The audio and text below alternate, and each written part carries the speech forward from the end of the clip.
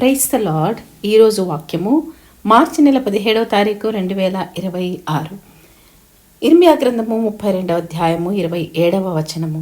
నేను యెహోవాను, సర్వ శరీరులకు దేవుడను, నాకు అసాధ్యమైనదేదైనా నుండునా. క్రీస్తునందు ప్రియమైన సహోదర సహోదరులారా, కొన్ని మానవ మనసుకు అందనివి కొన్ని సమస్యలు ఈ లోకంలో ఎవరూ పరిష్కరించలేనివి, అవి మనకు సాధ్యం కాదు. కొన్ని సమస్యలు పరిష్కరించడం అసాధ్యం. కొన్ని పరిస్థితులను అర్థం చేసుకోలేం. కొన్ని వ్యాధులకు చికిత్స లేదు. కొన్ని వ్యాధుల నిర్ధారణకు చికిత్సకు మించినవి.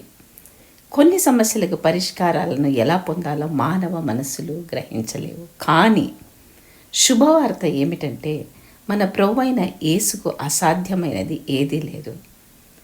ప్రతి సమస్యకు ఆయన దగ్గర వేల వేల వేల మార్గాలున్నాయి. మానవ మనస్సులు అర్థం చేసుకోలేని చోట భగవంతుని జోక్యం ప్రతి సమస్యను పరిష్కరించగలదు.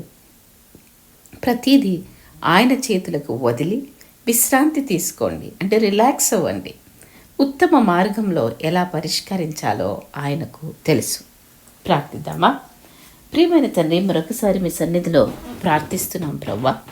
మా మానవ మనస్సుకు పరిష్కరించలేని సమస్యలు మా చుట్టుముట్టి ఉన్నాయి, ఎన్నో ఉన్నాయి. వాటిని ఎలా పరిష్కరించాలో అర్థం కాక మేము తండ్రి తికమక పడుతుంటాము. కానీ సమస్యలన్నిటినీ మీ చేతులకు అర్పిస్తున్నాం. మీరు వాటిని తీసుకొని మీదైన పద్ధతిలో పరిష్కరించండి. మేము మీకు సలహా ఇచ్చే వాళ్ళం కాదు. మేము మిమ్మల్ని ఈ విధంగా చేయమని కోరే వాళ్ళము కాదు. ఏ విధంగా చేయాలో మీకు తెలుసు. సమస్యను మీ చేతుల్లో పెట్టేవరకే మా పని. ఎలా పరిష్కరించాలో అది మీకే వదిలివేస్తున్నాం.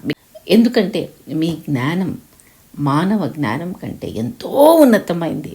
అది మా మనసులతో అర్థం చేసుకోలేం. కనుక మా సమస్యలను పరిష్కరించి మాకు సంతోషం అనుగ్రహించమని యేసుప్రభు నామములో ప్రార్థించి పొంది ఉన్నామని నమ్ముచున్నాం తండ్రి. Amen, amen, amen.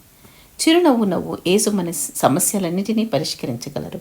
దేవుడు మిమ్మల్ని దీవించునుగాక.